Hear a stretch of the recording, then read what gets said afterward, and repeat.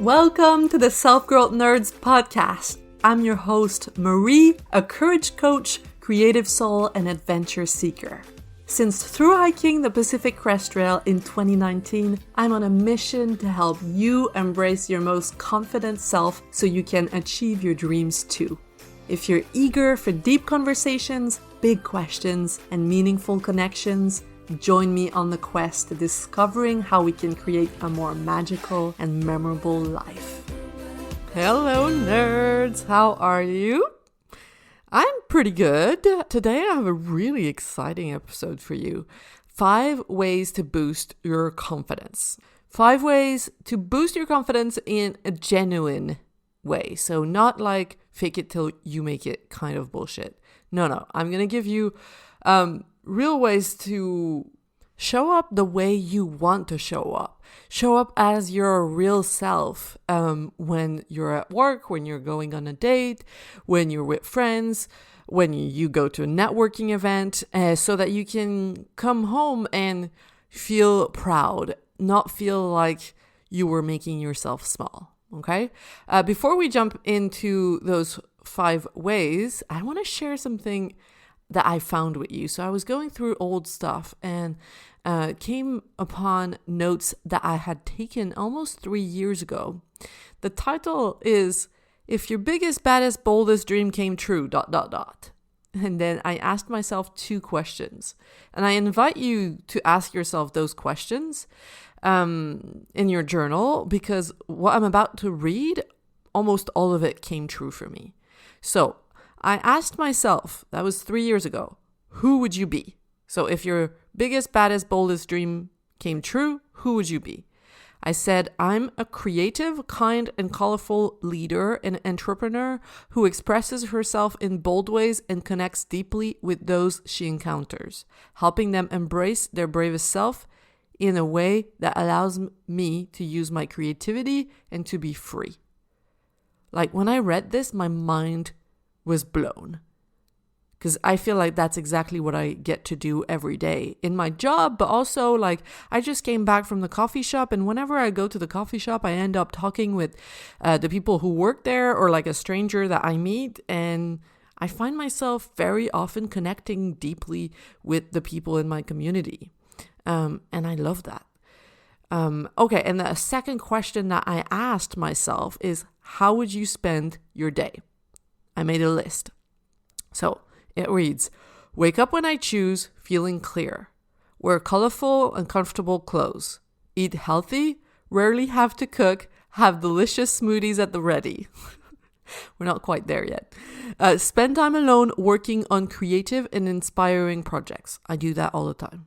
All of my mornings are spent alone being creative. Okay, then I wrote, work with optimistic and driven people who believe in my vision and also have their own. So I think about my clients. All of my clients, they have their own vision and they wanted to work with me because they believed in mine. But the person that also comes to mind is Allison, my friend whom I partnered with for the program that we created, the Sapling Side Business Starter. She's an amazing, driven woman who's solution-focused, who's always super open to trying new things, and exactly the kind of person that I want to create with. So this is amazing. Then I wrote, stand in the spotlight and inspire, connect with people I love and admire, be part of a kind community, work abroad for a week. And that's funny because next week I'm going to Phoenix. I'm going to Phoenix to work from there, but also going to a convention, a coaching convention, where I'm going to meet tons of people who are passionate about the same thing as I am. And then the last few things on the list, I love it. It says, go outside, read lots of books, aim high, feel light, love deeply. And I was moved to tears when I read that because it's so damn close to the reality I created that I live in now in just 3 years. The only thing that's missing is the delicious smoothies at the ready. And I wrote on the list, I rarely have to cook, which I love because my partner just came back. He used to work remotely, but he got a job really close to home and he loves to cook. So he does a lot of the cooking now that he's back. And I also have the financial freedom to go out to the restaurant more. So there's a really good restaurant around the corner from my house that makes the best Thai cocoa soup. And I try to go there once a week, like when I've had a big day. I just treat myself to a warm, delicious soup with some shrimps in it. Okay, so I definitely encourage you to make a list like this for yourself because number one, it's so fun to look back on and see how much progress you've made. And I think also when you take your like secret desires and put them out on paper, it's kind of like the universe conspires in your favor. It's not really that, like if we really think about it, it's just that you're owning your desires. They're just not like a vague idea. They're not a vague idea in your mind anymore. They're a real thing. And they become kind of like a direction, like setting a direction on a GPS that's just in the back of your mind and you might not realize, but every day you start making decisions, small and big decisions that are going to lead you in that direction. So if your biggest, baddest, boldest dream came true, who would you be and how would you spend your day? Simple, right? So now let's get into today's episode. The first way to boost your confidence is to put your attention out. And that's just a fancy way of saying asking questions. So let's say you're in a networking event and you're standing in a corner feeling insecure. You're in your head thinking, oh, are they going to like me? Like, am I dressed appropriately? Like, I don't know what to say. Your attention is directed inwardly. And when your attention is directed inwardly, you lose some of your power. So the way to regain your power and to be more confident is to direct your attention out. And the simple way to do that is just by asking questions. So you can go up to someone and ask them, oh, I love your bag. Where did you get it? How's your week going? What have you been up to? Oh, what's that like? Tell me more about this. The questions that you ask don't really matter. The point here is to quote unquote break the freeze. That's a phrase I learned from the author Kasia Urbaniak.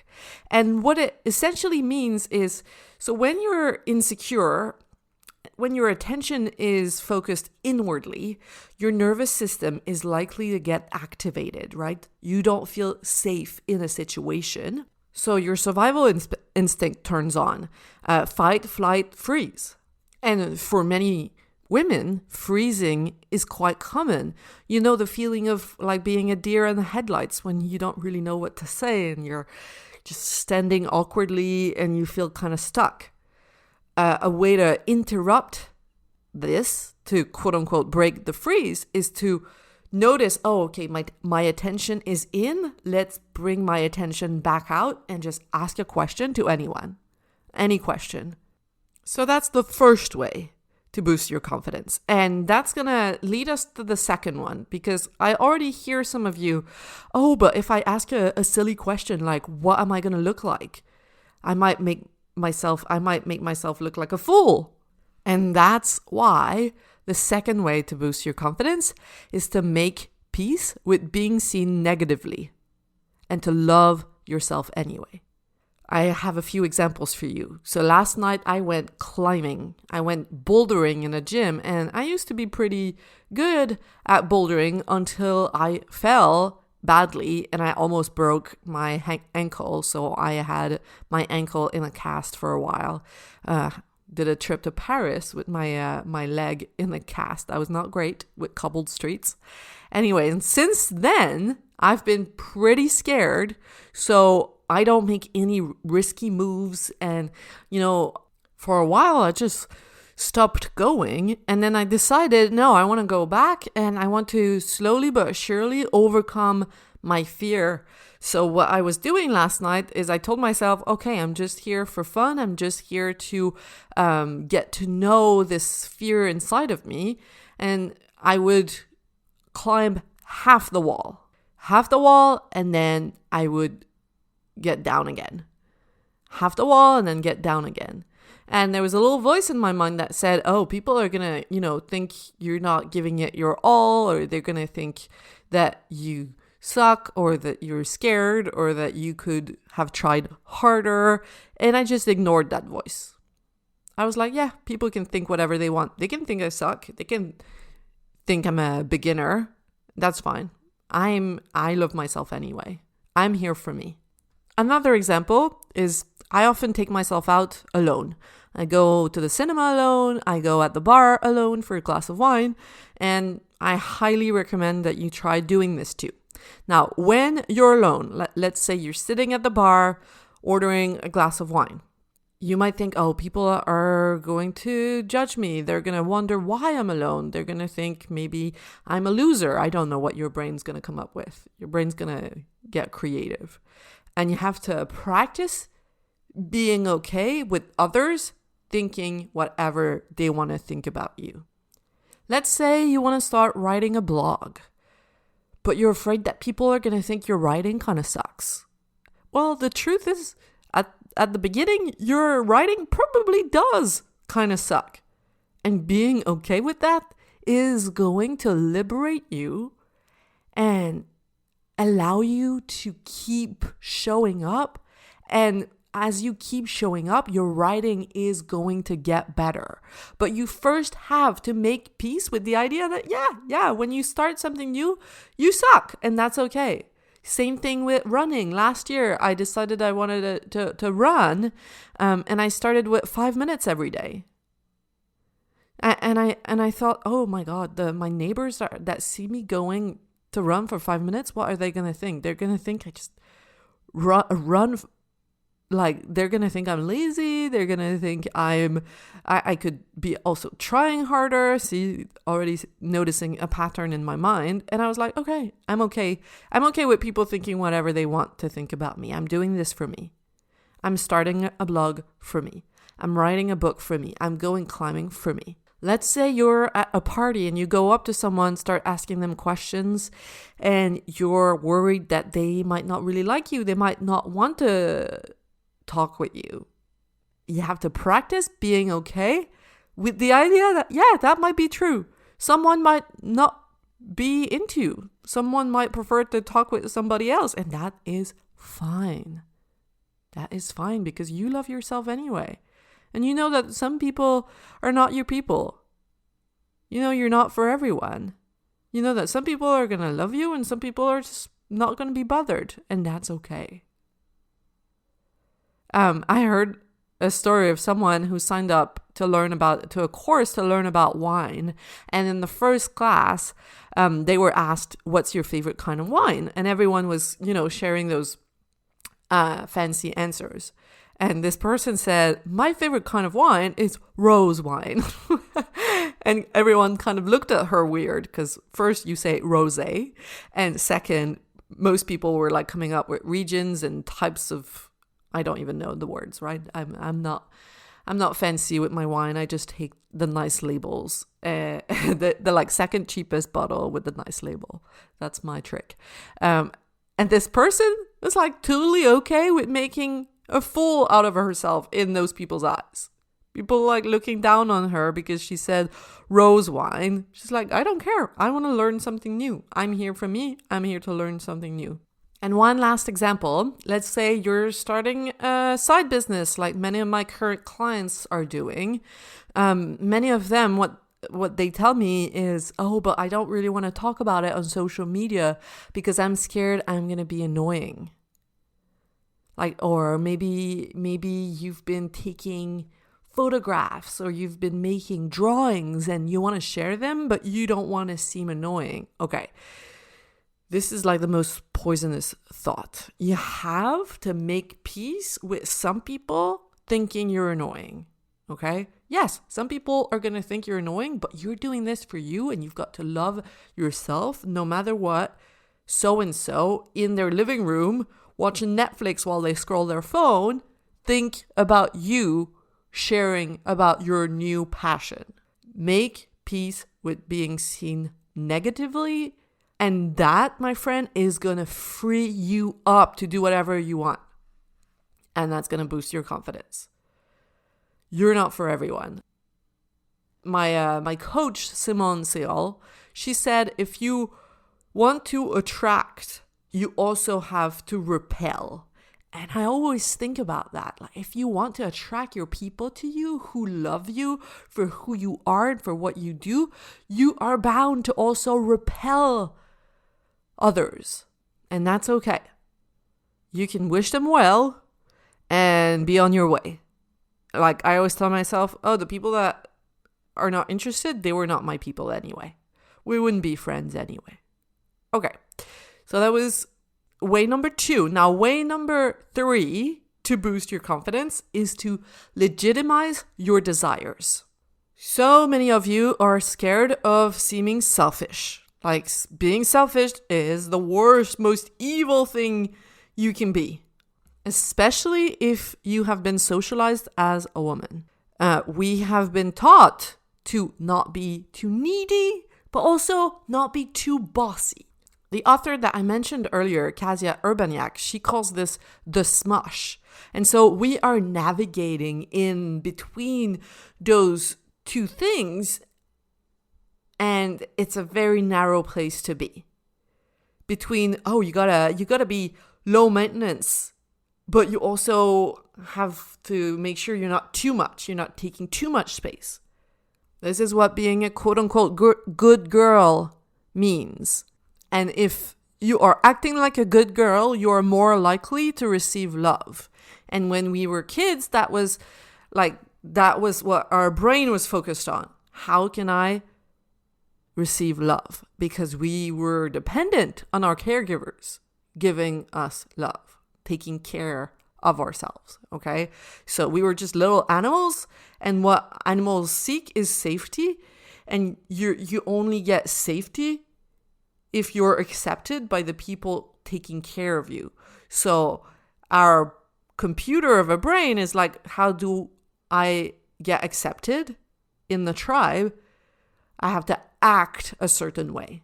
Okay, and I've been talking about women, but it's the same for men. Men also have to act a certain way. And if you don't identify as one of those two genders, you have been socialized as one of them. Okay, so that applies to you as well. You've been socialized as either a man or a woman, and it comes with unspoken rules that you have had to try to navigate in order to be accepted by your caregivers.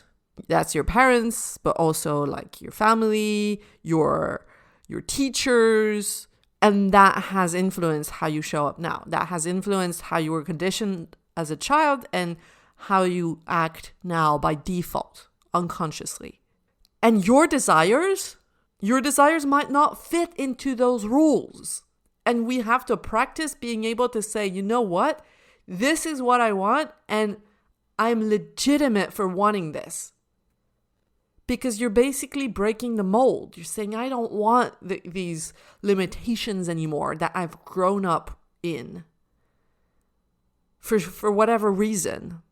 When I ask people what they want out of their life, they often tell me, well, I would like to, maybe have a more flexible schedule, and if possible, like some more money, so maybe I can, go on one extra trip and hear how that's like the message underneath is, please, can I have this?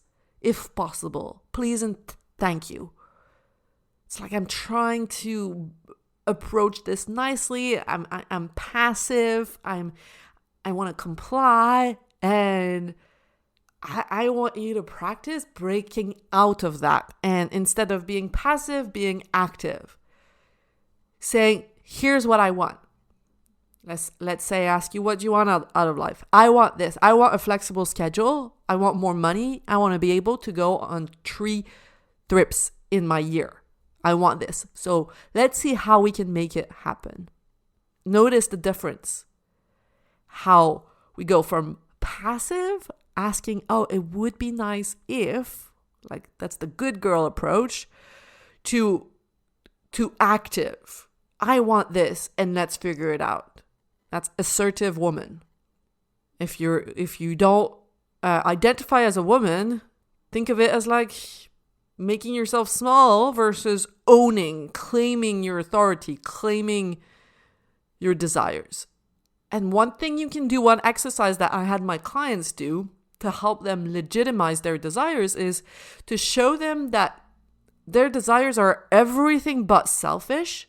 Them going after what they really want is anything but selfish, is showing them the impact that it can have on a small, medium, and large scale. So grab a journal, and for the small scale impact, what you're going to do, so there's 3 things: small scale, medium scale, large scale. Each one of them have a different exercise. For the small scale impact, you're going to ask yourself, if I pursue what I really want, if I go all in towards what I really want, what will the 3 people I love the most gain? Your brain might be tempted to think short term, think like, oh, but my husband wouldn't be happy with that because it would mean for him that X, Y, and Z. I don't want you to focus on the negative. I want you to think on a higher level. What would they gain? What would the 3 people you love the most gain from you pursuing what you really want to do? One of my personal examples is, if I go all in and create the successful business that I want to create, that would allow my partner to quit his job if he wants to, and to focus on his own passions instead of feeling like he has to go to work to pay the bills and everything. Now let's move on to medium scale impact. If you go after what you really want, what are you going to be an example of, and for whom? When I wanted to thru hike, part of me was like, well, this is a selfish endeavor. Until I started thinking, hold on, if I do this, I get to be an example for all the other women like me who don't see themselves as athletic. Frankly, they see themselves as like clumsy dorks that cannot do something like this hard, that cannot reach an impossible goal. I get to be an example for them of what's possible when you actually dare to believe that maybe it could work, and you overcome your fears and go and do it anyway. I'd be an example for all of these women. And I would give them permission, me doing this would give them the permission to also believe in themselves. So what do you want to be an example of? And for whom? For what group of people? Now, let's move on to large scale impact. If everyone in the world was to follow your example, if everyone was to trust themselves and think maybe they could surprise themselves with what they are capable of, then what would happen? Well, people might be more grounded, feel more fulfilled. And then what becomes possible then? If more people feel grounded and fulfilled, what happens? They're better parents. They love their children better. Their children grow up feeling loved, and then they love in return. So there's less violence, there's less war, there's a more open, more humane society, more inclusive, calmer. People wouldn't feel the need to destroy nature for profit. They wouldn't need to start wars to prove that they're better than others. And I could go on for hours and hours, okay? But I this is just an example. I want you to do this exercise. If you go after what you really want, if you claim your desires, what impact is that going to have on a small, medium, and large scale? This is going to help you see that it's everything but selfish. It's almost the opposite.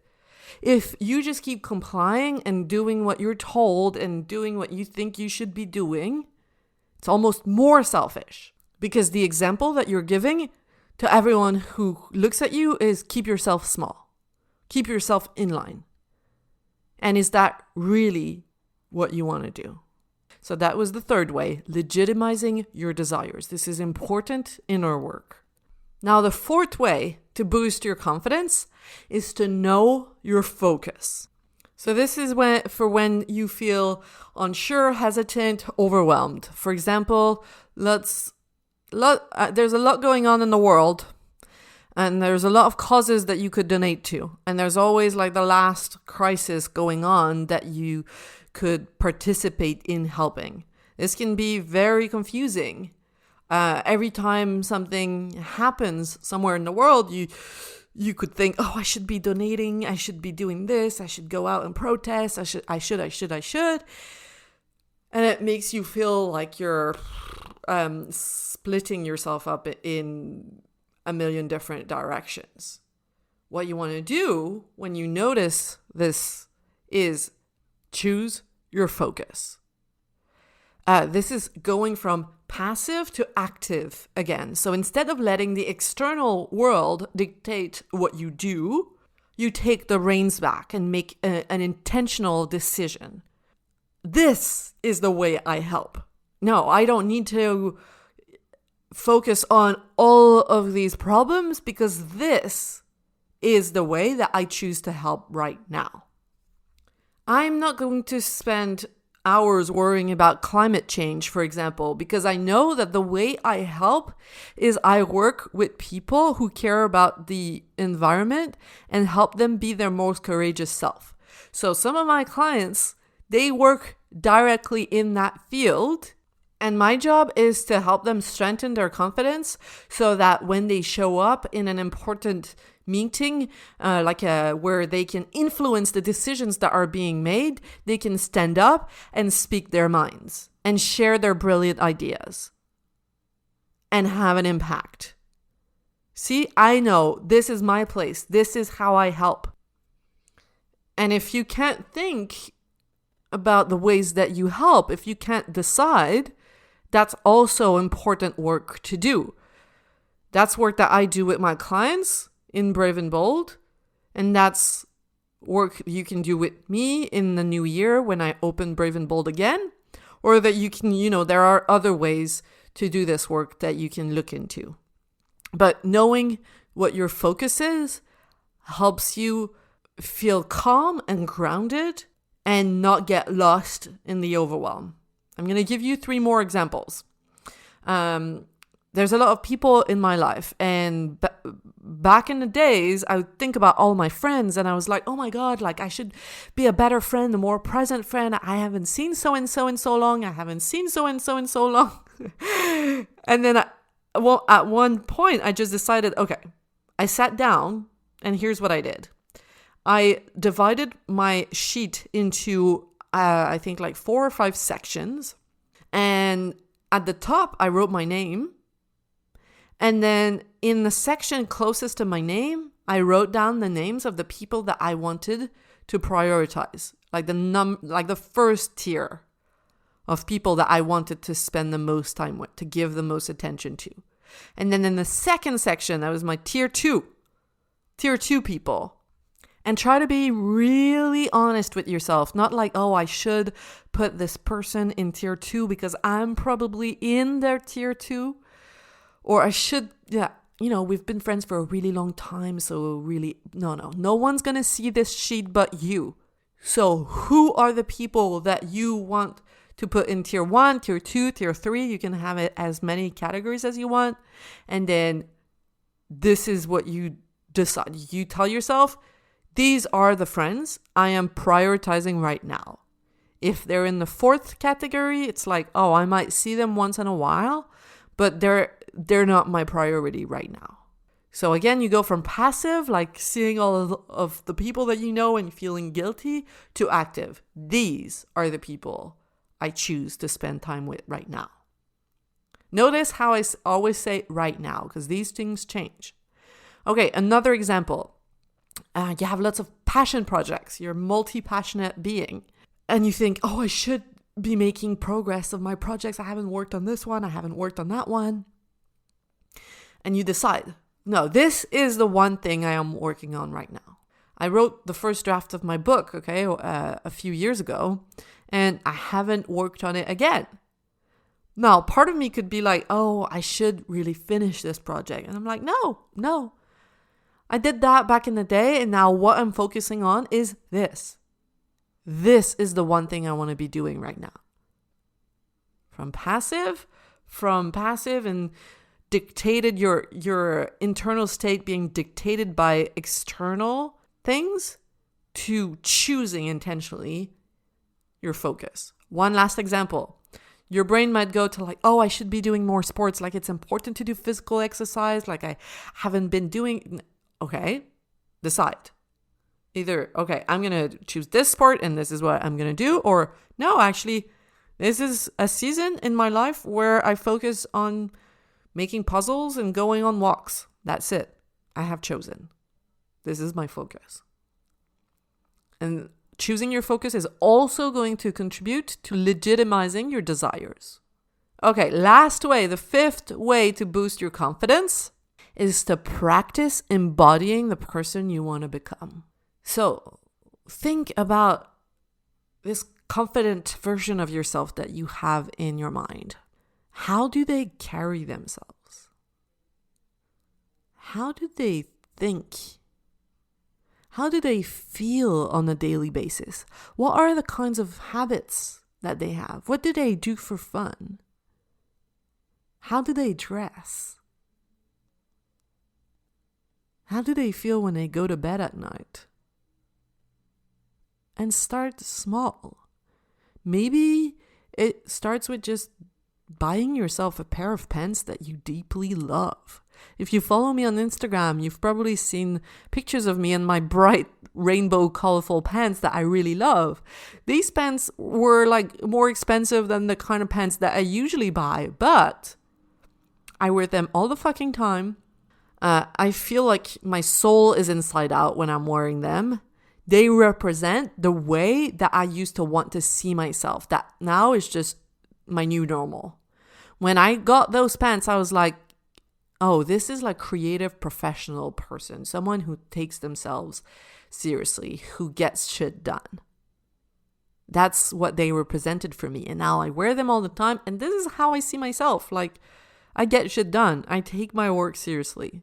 So how can you start small? Do something different. Maybe get an object. If it's not pants, it can be something in your home that's going to represent the person you want to become.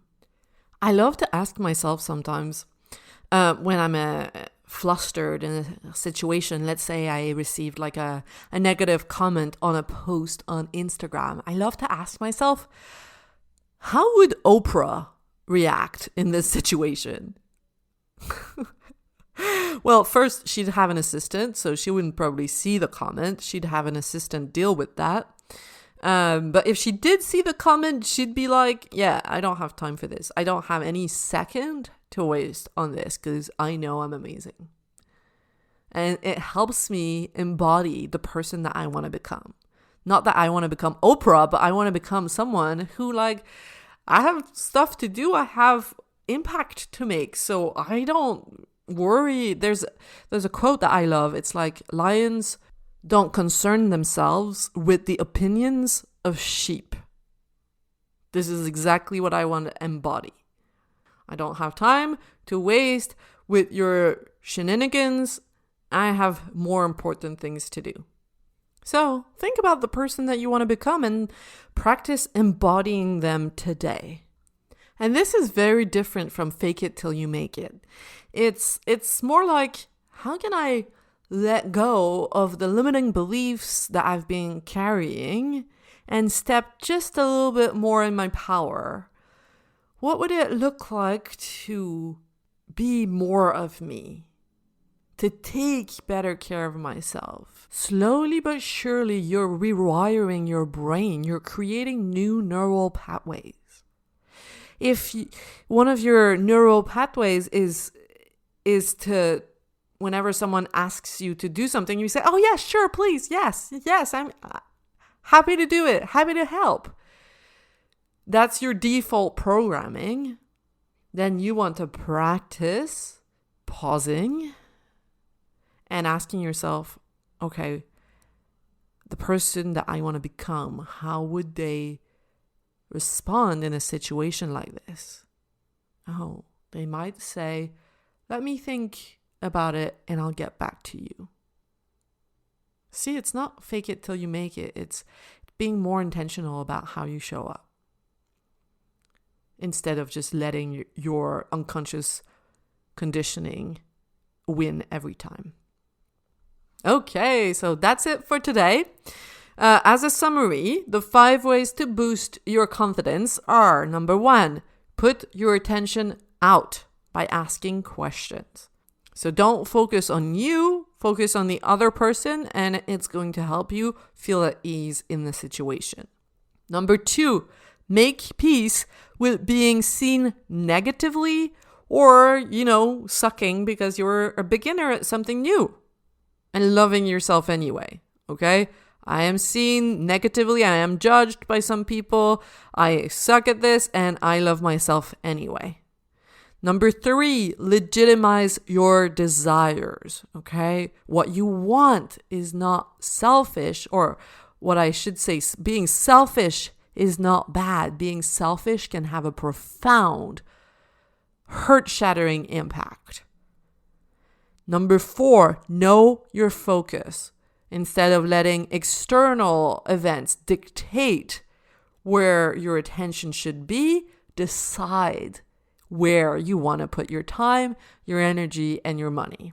And finally, number 5, practice embodying the person that you want to become. The way they think, how they feel, and the kinds of things that they do. And sooner rather than later, this is gonna become your new normal. I've changed massively by doing this. By practicing who I want to become, I've become that. And next week, what I'm going to share is 5 habits that have changed my life, that have helped me become more of myself, okay? That have lightened up my load, that have helped me feel better and go after my goals instead of worrying about other people or what I should do or not do. Okay, so have a wonderful, wonderful week. Practice those 5 ways to boost your confidence, and don't hesitate to reach out to me on Instagram at Self Growth Nerds to tell me about your insights and about what's happened in your life after trying these things. Okay, bye! You just listened to the Self Growth Nerds podcast. Make sure to subscribe and to find me on Instagram at Self Growth Nerds. If you want individual help developing the confidence to create a more meaningful and exciting life, visit selfgrowthnerds.com today to learn how. Finally, I want to thank my friend Etienne Galano for editing this, and I want to thank you, kind-hearted souls, for growing into your truest, most courageous selves every day and making this world a better, more beautiful place. My name is Marie, and I will talk to you next week.